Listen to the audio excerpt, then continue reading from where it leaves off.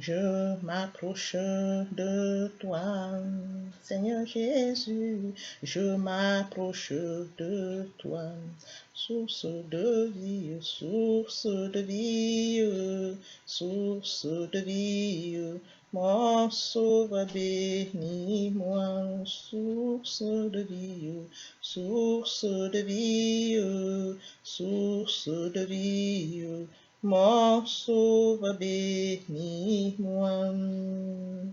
Père, je m'approche de toi ce matin pour te dire merci. Merci pour ce nouveau jour. Merci pour le privilège que tu m'accordes de venir encore partager ta parole en ce jour. Oui, Seigneur, ce n'est pas par ma force, c'est par ta grâce. Je viens te dire merci de tout cœur, Père. Esprit Saint, viens sanctifier les lieux, dresse autour de moi un mur de feu, afin d'éloigner toute influence négative qui pourrait nuire à ma prière. Arrange ma prière, sécurise-la. Conduis-la afin qu'elle parvienne agréablement aux oreilles de mon Dieu. Merci, Saint-Esprit. Père, je me rapproche de toi encore ce matin. Rapproché de toi, je suis rassuré de transmettre ta parole. Rapproché de toi, je suis rassuré de communiquer ta parole. Rapproché de toi, je suis rassuré de transmettre la parole vivante, efficace. La parole du tranchant qu'une épée quelconque, pénétrante jusqu'à partager l'âme et l'esprit, jointure et moelle. Père, que cette parole puisse toucher les habitants des quatre coins du monde. Que cette parole transforme les vies. Que cette parole sauve les vies. Que cette parole édifie les vies. Que cette parole change les vies. Le Dieu qui sait le faire, c'est toi, Père. Le Dieu qui peut le faire, c'est toi, Yahweh. Je le remets entièrement entre tes mains. Père, je te donne l'honneur, la gloire, l'adoration. Pour les siècles des siècles, au nom de Jésus-Christ, je t'ai prié. Amen.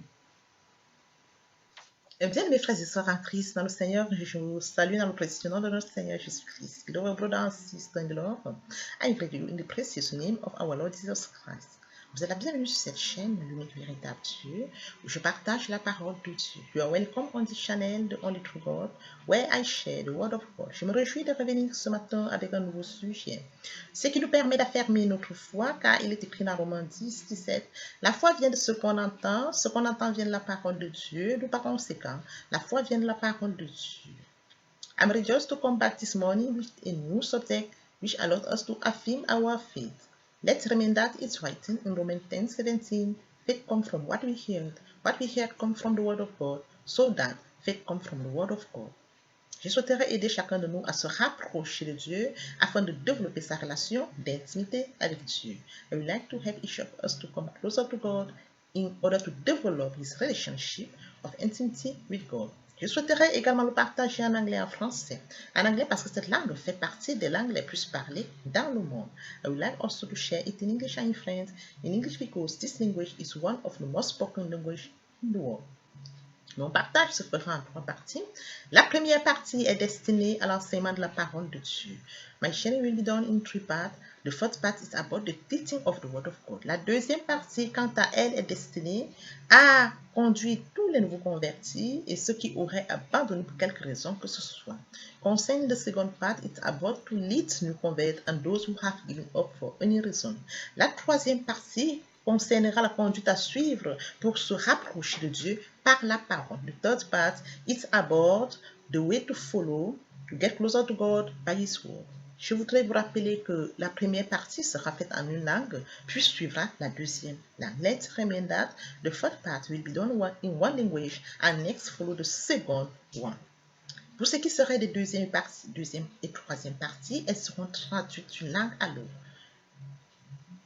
Concerning the second and the third part, they will be translated from one language to another one. Veuillez m'excuser et comprendre s'il y a des erreurs lors de la traduction d'une langue à l'autre. Please excuse me if there are any mistakes due to translation from one language to another one. Je vous remercie pour votre bonne compréhension. I thank you for your good understanding. Eh bien, mes frères et sœurs en Christ, je vous encourage à partager au maximum la parole de Dieu, car il est écrit dans Apocalypse 21:6, je suis l'alpha, l'oméga, le commencement et la fin. À celui qui a soif, je donnerai la source de l'eau de vie gratuitement. Partager la parole de Dieu, c'est sauver les vies. Partager la parole de Dieu, c'est transformer les vies, c'est toucher les vies, c'est édifier les vies, c'est illuminer le cœur. Bien, mes frères et sœurs, partageons au maximum la parole de Dieu. Beloved brothers and sisters in the Lord, I encourage you to share more and more the word of God. Let's remain that is written in Revelation 21:6. I am Alpha and Omega, the beginning to the end. To whom is thirsty, I will give the source of water of life for free. Let's remember that to share the word of God is to touch life. To share the word of God is to transform life, is to save life, is to edify life, is to illuminate. Beloved brother and sister, we must share the word of God more and more. Thank you, Father. Merci, Seigneur. Thank you, God of grace. Merci, Jesus. Thank you, Alpha Omega. Merci, Alpha Omega. May the glory return to you, Father. Que la gloire te revienne. Frères et sœurs en Christ, dans le Seigneur, je reviens de nouveau partager avec vous ce sujet très important intitulé l'adoration. La première partie a déjà été enseignée dans l'enseignement qui précédait celui-ci. Aujourd'hui, je vais suivre dans la même lancée. Avant de pouvoir plonger dans notre enseignement de ce jour, permettez-moi de lire des textes bibliques. Nous allons lire celui d'Apocalypse 1, verset 8. Là, il est écrit « Je suis l'alpha et l'oméga, dit le Seigneur, celui qui est, qui était, qui vient, le Tout-Puissant. » Il est question de lui dont nous allons parler tout au long de notre enseignement. Le deuxième texte est celui de Jean 4, du verset 23-24. Là, il est écrit « Mais l'heure vient, elle est déjà venue, où les vrais adorateurs adoreront le Père en esprit et en vérité. » Car ce sont là les adorateurs que le Père demande. Dieu est esprit et il faut que ceux qui l'adorent en esprit et en vérité. Bien mes frères et sœurs en Christ, adorer Dieu, c'est quelque chose, c'est un sujet très important. Et n'est-ce pas, aujourd'hui, nous allons partager ce sujet afin de comprendre ce qu'il en est de l'adoration. Comment devons-nous adorer Dieu? Bien, mes frères et sœurs en Christ, premièrement, la tête courbée. Quand Moïse, après son entretien avec l'Éternel dans le buisson ardent, lorsqu'il retourne vers les anciens ont baissé la tête afin de recevoir la réponse qui avait été transmise par le Seigneur à Moïse. Baisser la tête, bien-aimé, c'est une attitude. En plus de baisser la tête, le haut du corps peut également accompagner et les mains levées afin de recevoir ce que Dieu nous communique. Bien, mes frères et sœurs en Christ, comment devons-nous adorer Dieu? Deuxièmement, se mettre à genoux est une posture. C'est une attitude très caractéristique de l'adoration. C'est une partie importante de notre adoration. Adorer signifie tomber prostré sur notre face devant Dieu. Adorer, c'est une sorte de reconnaissance à notre Dieu. Seigneur, nous sommes totalement dépendants de toi. C'est une position d'être sûr à plat ventre devant notre Dieu. Nous pouvons lire dans Somme 95, 6. Venez, prosternons-nous et humilions-nous, fléchissons le genou devant l'Éternel, notre Créateur. Il est question de ce Dieu tout-puissant, le Créateur. Comment devons-nous adorer Dieu? Bien-aimé, adorer, nous devons l'adorer et le servir. Parce que adorer Dieu sans service, c'est de l'hypocrisie. Permettez-moi de lire dans Ésaïe 6, du verset 1 au verset 3.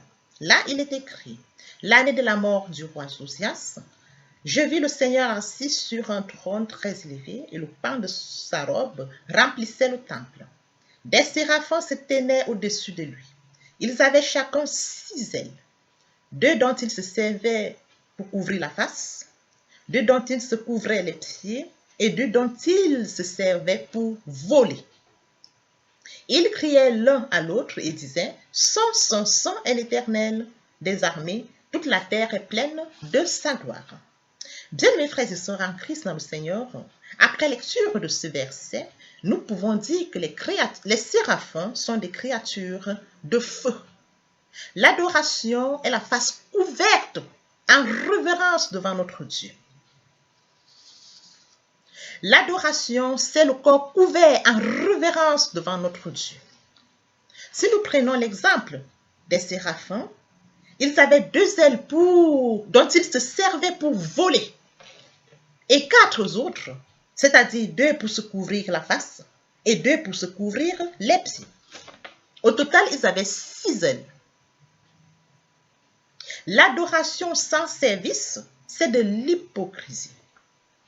Bien, mes frères et sœurs en Christ, permettez-moi de lire dans Matthieu 4:10. Jésus lui dit, « Retire-toi, Satan, car il est écrit, tu adoreras le Seigneur ton Dieu et tu le serviras lui seul. » Lui seul. L'adoration est toujours suivie du service et ne doit jamais être séparée du service. Bien, mes frères et sœurs en Christ, certaines églises ont fait de l'adoration leur priorité. Permettez-moi de lire dans Somme 95 du verset 1 au verset 7. Là, il est écrit, « Venez, chantons avec allégresse à l'Éternel, poussons des cris de joie avec le rocher, poussons des cris de joie vers le rocher de notre salut. Allons au-devant de lui avec des louanges. Faisons retentir des cantiques en son honneur, car l'Éternel est un grand Dieu. Il est un grand roi au-dessus de tous les dieux. Il tient dans sa main les profondeurs de la terre et les sommets des montagnes sont à lui. La mer est à lui, c'est lui qui l'a faite. La terre aussi, ses mains l'ont faite. Venez, prosternons-nous et humilions-nous, fléchissons le genou devant l'Éternel, notre Créateur, car il est notre Dieu et nous sommes le peuple de son pâturage, le troupeau que sa main conduit. Oh, si vous pouviez écouter aujourd'hui sa voix. Bien, mes frères et sœurs, nous devons adorer notre Dieu, ce Dieu qui a tout créé. Quand nous lisons ce psaume, il est écrit que c'est lui qui a fait la mer. La terre aussi, il a fait. Les profondeurs de la terre, il les a faites. Bien-aimés, nous devons l'adorer. Comment devons-nous adorer notre Dieu? Nous devons l'adorer en esprit et en vérité. Car il est écrit dans Jean 4, 23-24, « Mais l'heure vient, et elle est déjà venue, où les vrais adorateurs adoreront le Père en esprit et en vérité. Car ce sont là les adorateurs que le Père demande. » Dieu est esprit et il faut que ceux qui l'adorent en esprit et en vérité. Bien, mes frères et sœurs en Christ, la condition c'est d'adorer Dieu en esprit et en vérité. Lorsque nous adorons Dieu, nous sommes connectés directement en esprit avec Dieu. L'Esprit Saint nous connecte. N'oublions pas que nous avons Dieu le Père, le Fils et le Saint-Esprit. Et n'oublions non plus que nous sommes faits corps, âme et esprit. Donc l'Esprit de Dieu nous connecte notre esprit durant l'adoration. Donc nous sommes reliés directement à Dieu pendant notre adoration. Comment devons-nous adorer notre Dieu? Nous devons adorer notre Dieu sincèrement. Permettez-moi de lire dans Lévitique 2, du verset 1 au verset 2. Là, il est écrit, « Lorsque quelqu'un fera à l'Éternel une offrande en don, son offrande sera de fleurs de farine, il versera de l'huile dessus, il y ajoutera de l'encens. Il apportera au sacrificateur, fils d'Aaron. Le sacrificateur prendra une poignée de cette fleur de farine, arrosera l'huile avec tout l'encens. Il brûlera cela sur l'autel comme souvenir. C'est une offrande d'une agréable odeur à l'Éternel. Ce qui restera de l'offrande sera pour Aaron et pour ses fils. C'est une chose très sainte parmi les offrandes consumées par le feu. Une chose très sainte parmi l'offrande consumée par le feu devant l'Éternel. Bien, mes frères et sœurs en Christ, dans le Seigneur, l'encens tel qu'il est mentionné dans ce verset que nous venons de lire, l'encens, n'est-ce pas, dans l'Ancien Testament, quand ils utilisaient l'encens, c'était un type d'adoration qui donnait une bonne odeur. L'encens, n'est-ce pas, était un type d'adoration qui donnait une bonne odeur aromatique et qui montait vers notre Dieu. C'est ce qu'il en était de leur adoration. Mais aujourd'hui, notre adoration doit être sincère. Permettez-moi de lire, n'est-ce pas, dans Lévitique 2, 11. « Aucune des offrandes que vous présenterez à l'Éternel ne sera faite avec du levain, car vous ne brûlerez rien qui contienne du levain ou du miel. parmi les offrandes consumées par le feu devant l'Éternel. Pas de levain, pas de miel. Bien, mes frères et sœurs en Christ, n'oublions pas que le miel est très sucré. Nous le savons tous d'ailleurs. Il est doux, mais lorsqu'il est brûlé, il devient une masse et noire. Et l'Éternel nous dit, il ne voudrait pas qu'on lui offre une offrande. Aucune des offrandes que vous présenterez à l'Éternel ne sera faite avec du levain, car vous ne brûlerez rien qui contient du levain ou du miel. Parce que lorsque vous brûlez du miel, bien-aimé, il devient une masse noire. Alors, impossible de le brûler pour notre Dieu. Le Seigneur dit d'offrir une adoration qui ne passe pas par l'épreuve du feu. Offrez-moi l'encens, car plus il brûle, il devient doux. Mais une adoration, quand vous êtes éprouvé, devient une masse noire et collante, comme du miel. Lorsque nous sommes éprouvés, bien-aimés frères et sœurs en Christ, évitons de tomber dans des moments difficiles. Parce que lorsque nous sommes éprouvés, notre adoration devient comme cette masse, comme ce miel brûlé qui devient une masse noire, qui n'honore pas notre Dieu. Comment devons-nous adorer notre Dieu? Adorer, c'est la façon à notre esprit de s'unir directement à Dieu. Oui, bien-aimés frères et sœurs en Christ, quand nous adorons Dieu sincèrement, l'Esprit de Dieu s'unit à notre esprit. Permettez-moi de lire 1 Corinthiens 6, du verset 16 au verset 17. Là, il est écrit, « Loin de là, ne savez-vous pas que celui qui s'attache à la prostituée est un seul corps avec elle? Car est-il dit, les deux deviendront une seule chair. Mais celui qui s'attache au Seigneur est un seul esprit avec lui. » D'où il est très important pour nous de nous unir à Dieu pendant notre adoration.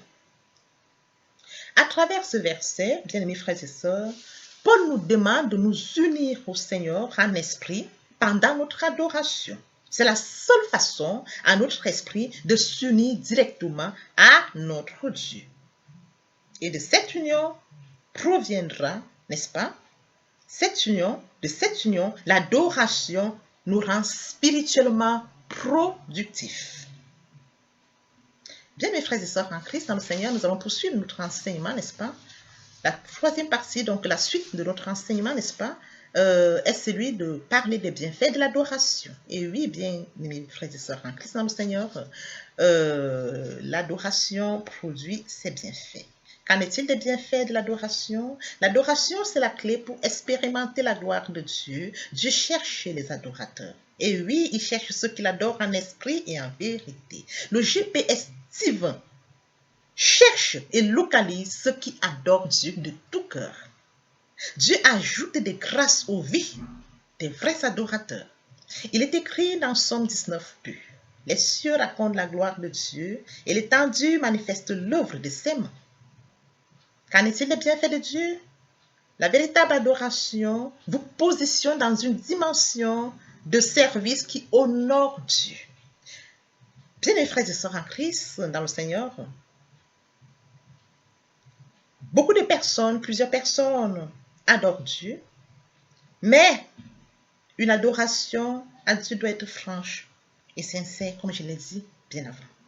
Qu'en est-il des bienfaits de l'adoration? L'adoration connecte notre esprit à l'Esprit Saint.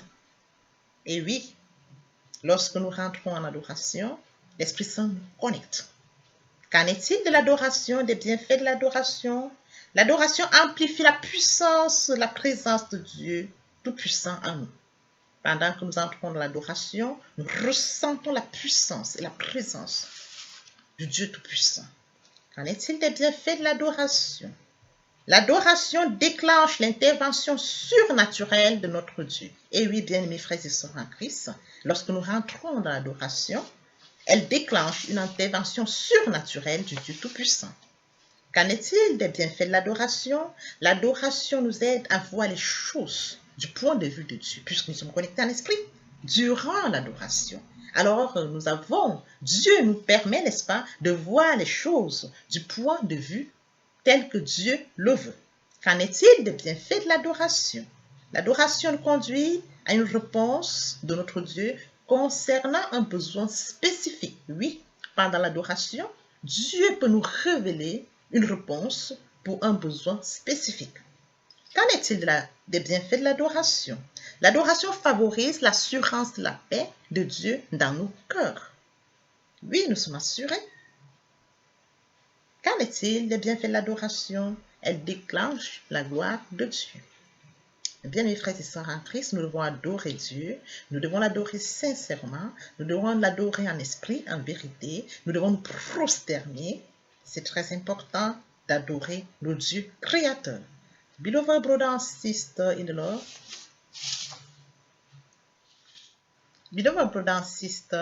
I'm rejoiced to come back today to share with you the word of God. Today we are going to follow with washing the law. Before teaching, let's read two verses which allows us to follow our teaching. It's about Revelation 1 verse 8. I am Alpha and Omega, says the Lord. I was, I am, I will be, the Almighty God. We can also read on John 4 from verse 23 to 24. There is written, but the hour is coming, and it has already come, when the true worshipper will worship the Father in spirit and in truth. For they are the worshippers that the Father requests. God is spirit, and those whom he adores must worship him in spirit and in truth. Beloved brother and sister in the Lord, today we are going to speak how should we worship our God.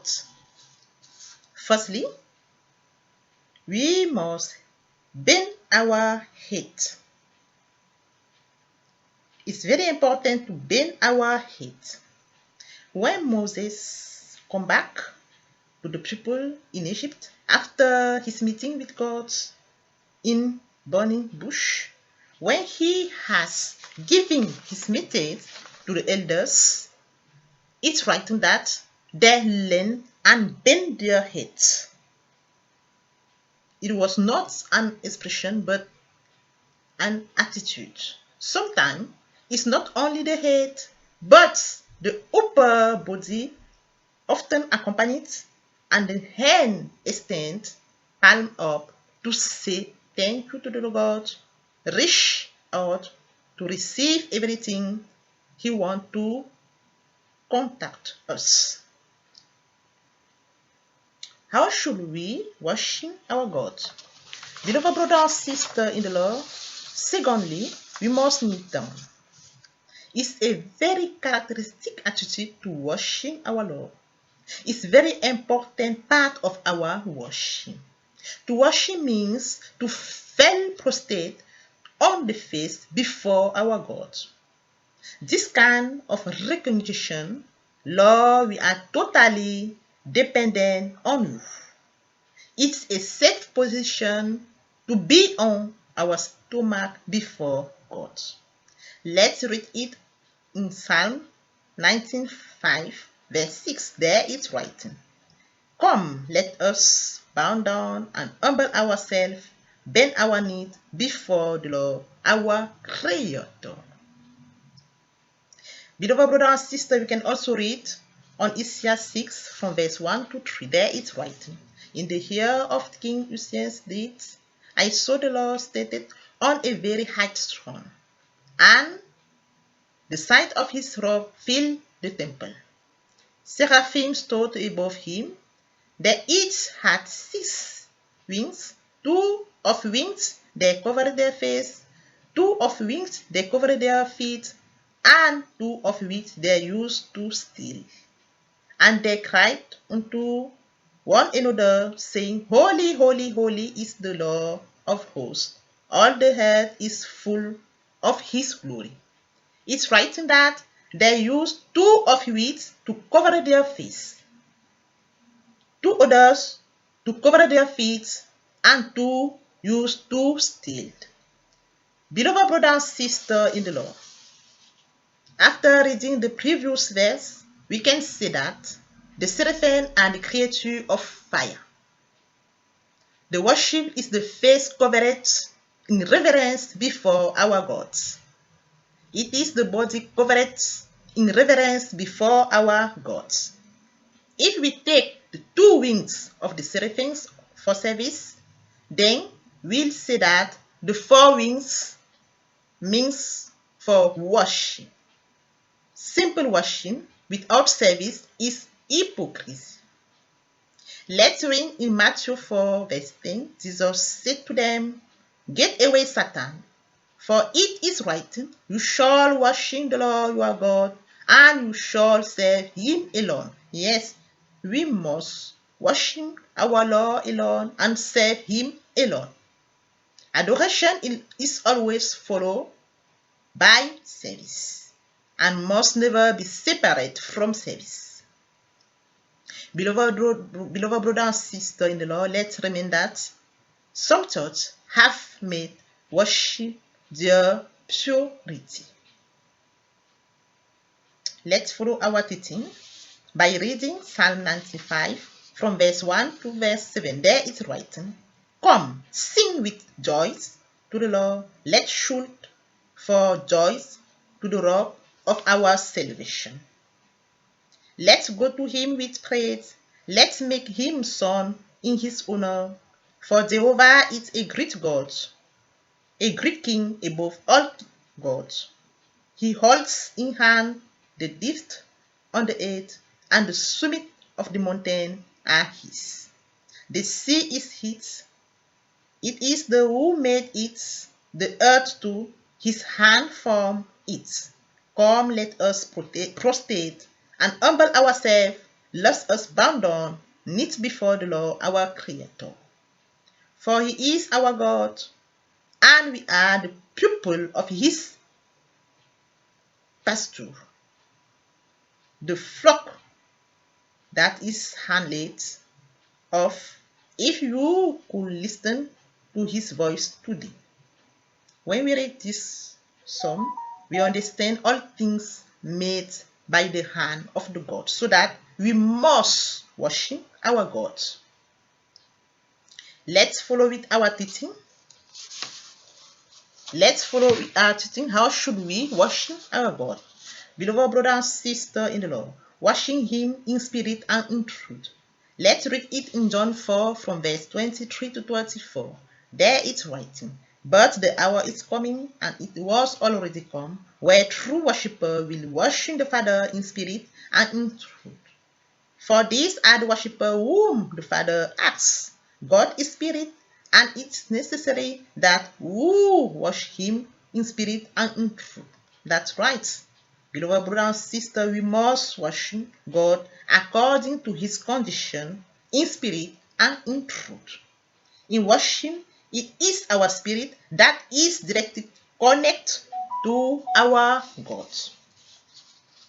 How should we worship our God? Sincerely worship. Beloved brother and sister in the Lord, let's read it in Leviticus 2 from verse 1 to 2. There is written, "When anyone make a gift offering to the Lord, his offering shall be flour of flour. He will pour oil on it, and he will add incense to it. He will bring it to the priest, the son of Aaron. The priest shall take a handful of this flour of flour, sprinkled with oil, the incense, and burn it on the altar as a remembrance. It is an offering of a sweet smell to the Lord. What will be left of the offering will be for Aaron and his sons. It is a most holy thing amongst the offering made by fire before the Lord." Beloved brother and sister in the Lord, in the Old Testament, they usually take incense. It was the type of worship gift to a god. It was aromatic smell that goes up to God. That's what adoration for the gods. Beloved brother and sister, we can also read on Leviticus 2 Verse 11. Neither of the offering which you shall present to Jehovah shall be made by leaven, for you shall not burn anything that contains leaven and honey among the offering of the Lord made by fire. Beloved brother and sister, let me remind that honest before being burned is sweet and taste. But when it's burned, it becomes a sticking and black mass. So that when we offer our worship to our God, we must be good in our head. It's very important. Lord says to offer him an adoration or worship that does not put off oil or fire. Offer him incense because the more it burns, the more it becomes soft. But not worship when you are test become a black stick mass. When we are test, it's like we burn honey, which look as a black mask. How should we worship our God? Worship is the only way for our man to unite, to be direct connect to our God. Let's read 1 Corinthians 6:16-17. There it's right. Far from it, do you not know that one who is attached to the prostitute is one body with her? For it is said, the two will become one flesh. Beloved brother and sister in the Lord. But he who attached to the Lord is with him one spirit. When we are attached to our God, we are with him one and one spirit. Taught this verse, Paul asks us to be united to our Lord by spirit.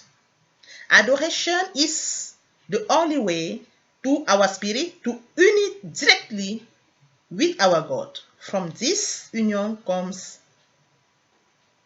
procreation. The worship is what makes our spiritual productive. Our spiritually productive. Beloved brother and sister in the Lord, we are going to follow our teaching. Now it's time to speak about benefit of our worship. What are the benefits, or what is the benefit of our worship? Worship is the key of experiencing the glory of God. God is looking for worshippers. The divine GPS searches and locates those who worship with all their hearts. God adds grace to the life of true worshipper. Let's read Psalm 92 verse 2. The heavens speak of the glory of God, and the expanse manifest the work of his hand. Let's follow with our teaching entitled Worshiping the Lord, and what is the benefit of worship. Secondly, connection with the Holy Spirit. Yes, beloved brother and sister, when we worship our Lord, we connect in spirit because we have God Father, Son, and Holy Spirit, and we are three part, body, soul, and spirit. The Holy Spirit connect our spirit during worship. Let's follow with our teaching entitled Worshiping the Lord, and what is the benefit of worship. Worship amplifies the power of the presence of Almighty God in us. When we worship our God, He comes and we feel His presence of the Almighty God. What is the benefit of worship? Worship triggers the spiritual intervention of our God. That's right. Every time when we worship our God, worship triggers the spiritual intervention of our God.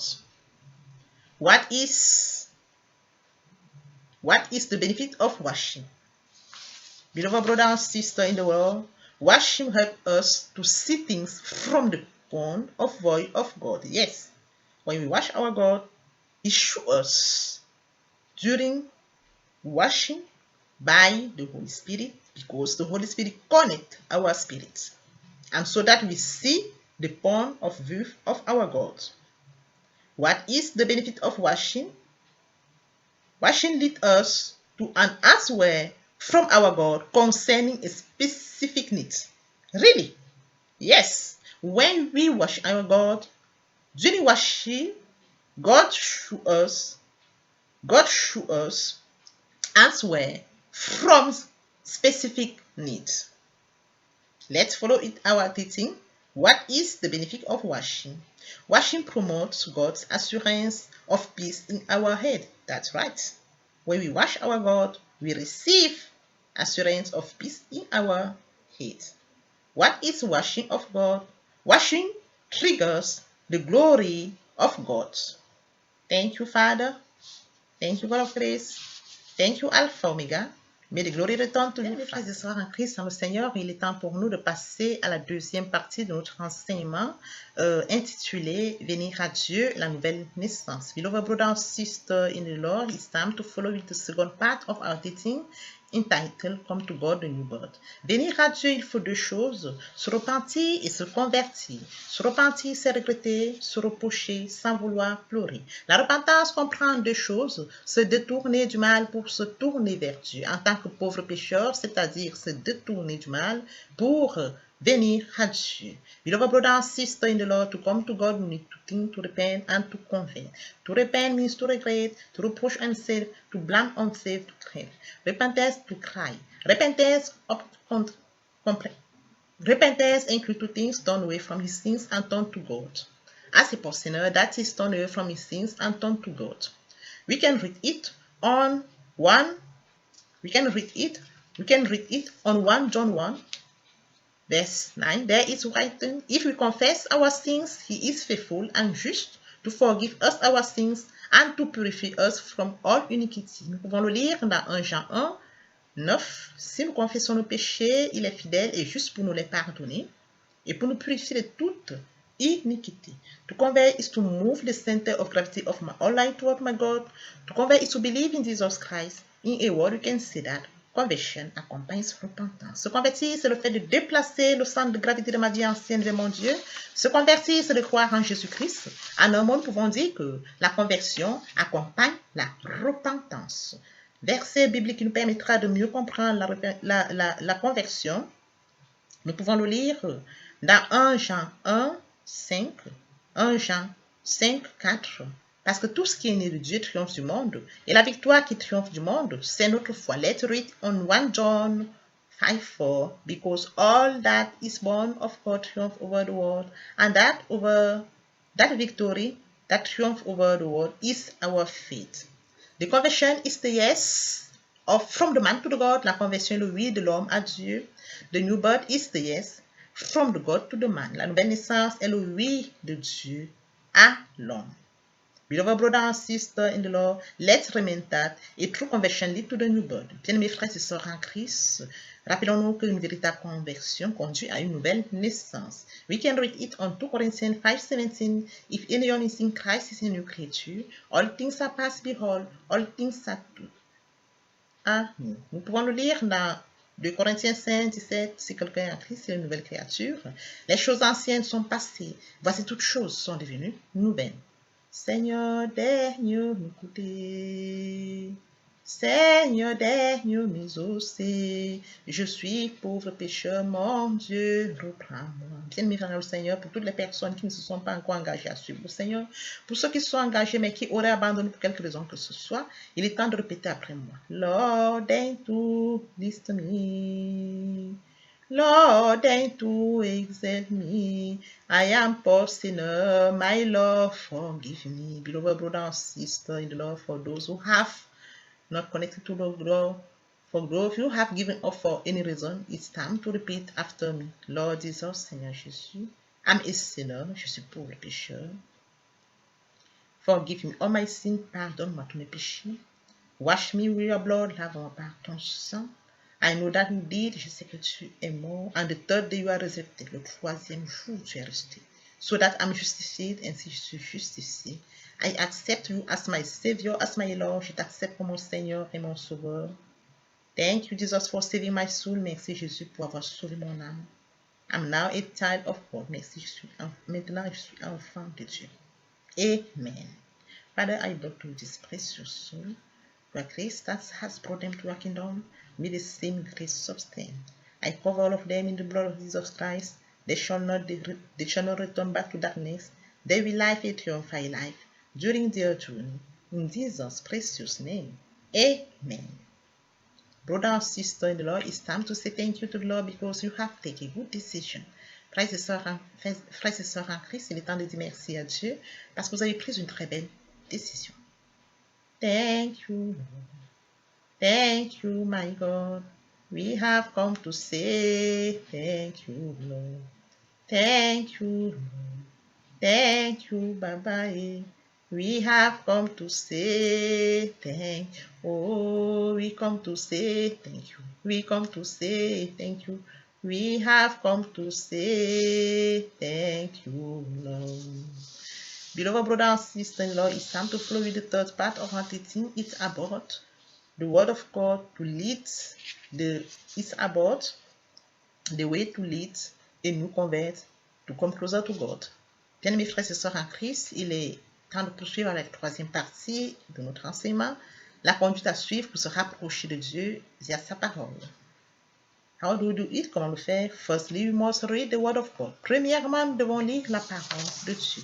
It's written, in the beginning was the word, and the word was with God, and the word was God. Il est écrit au commencement était la parole, et la parole était avec Dieu, et la parole était Dieu. So that we need to read the word of God. Ainsi, nous devons lire la parole de Dieu.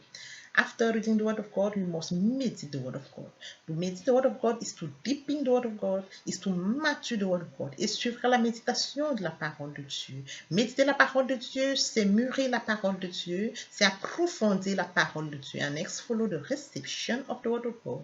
Beloved brother and sister in the Lord, when you receive the word of God, you must obey the word you receive and then believe it. Suivra la réception de la parole de Dieu. Bien mes frères et sœurs en Christ dans le Seigneur, lorsque vous recevez la parole de Dieu, il faut obéir à la parole que vous avez reçue et y croire. At the end to use it. Et enfin vous en servir.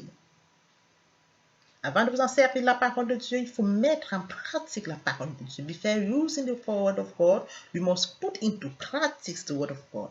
How do we put into practice the word of God? Is to sow in the life of other people. Comment mettons-nous en pratique la parole de Dieu? C'est de planter dans la vie des autres. At the end to use it et enfin nous en servir. In worship, dans l'adoration, in praise, dans la louange, to declare the word of God, déclarer la parole de Dieu, to use it at opportune moment. Vous en servir au moment opportun. Thank you, Father. Merci, Seigneur. Thank you, God of grace. Merci, Dieu de grâce. Thank you, Alpha Omega. Merci, Alpha Omega. May the glory return to you, Father. Que la gloire te revienne. Mes frères et sœurs en Christ, nous sommes arrivés à la fin de notre enseignement. Mais avant que nous puissions nous séparer, je vais devoir rentrer dans cette petite adoration avec vous. Beloved brothers and sisters, we have just finished to share the word of God before finish this teaching. Please let's listen this worship to our God. We give you glory, Lord, as we honor you.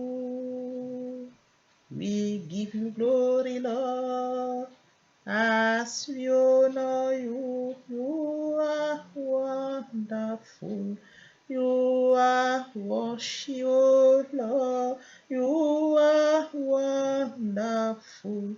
You are worship, oh Lord. We give you glory, we give you glory, oh, as we honor you.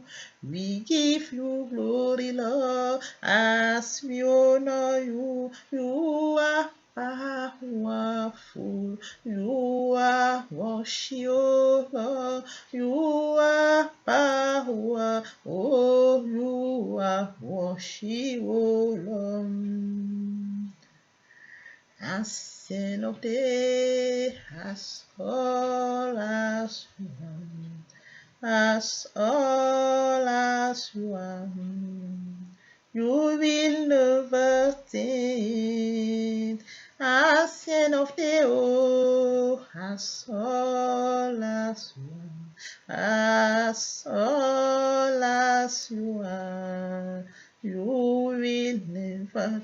Ancient of day, oh, as all as you are, as all as you are, you will never take. Ancient of day, oh, as all as you are, as all as you are, you will never covenant keeping God. There is no one like you, Alpha, Omega, Yahweh. There is no one like you. Le Dieu de l'Alliance, il n'y a personne comme toi, oh. Alpha, Omega, Yahweh, il n'y a personne, voilà pourquoi on t'appelle Jehovah. That is why you are called Jehovah. Ce que tu dis, tu le fais payer. What you say you will do, Yahweh. What you say you will do, Baba. That is why you are called Jehovah El Shaddai. Voilà pourquoi on t'appelle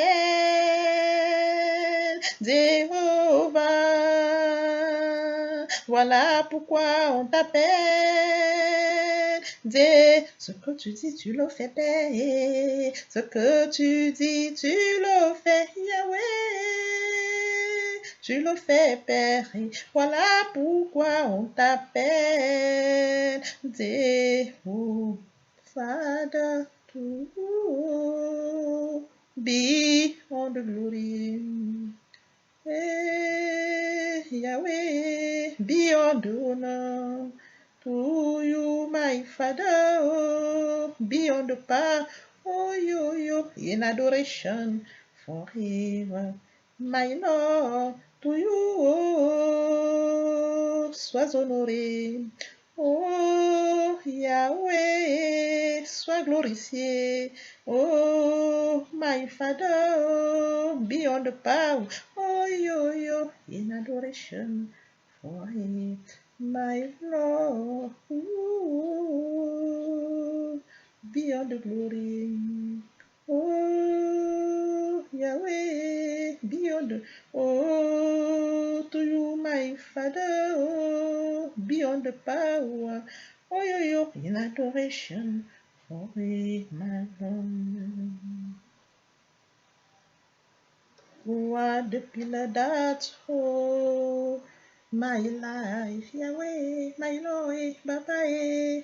You are the pillar that hold my life, oh yo, Master Jesus. You are the pillar that hold my life, Master Jesus. You are the pillar that hold my life. Tu es le pilier qui tient ma vie. Yahweh, Papa et mon Dieu, le seul pilier qui tient ma vie. Oh mon Dieu, Seigneur Jésus, le seul pilier qui tient ma vie. Roi de gloire, l'unique pilier qui tient ma vie. Amen.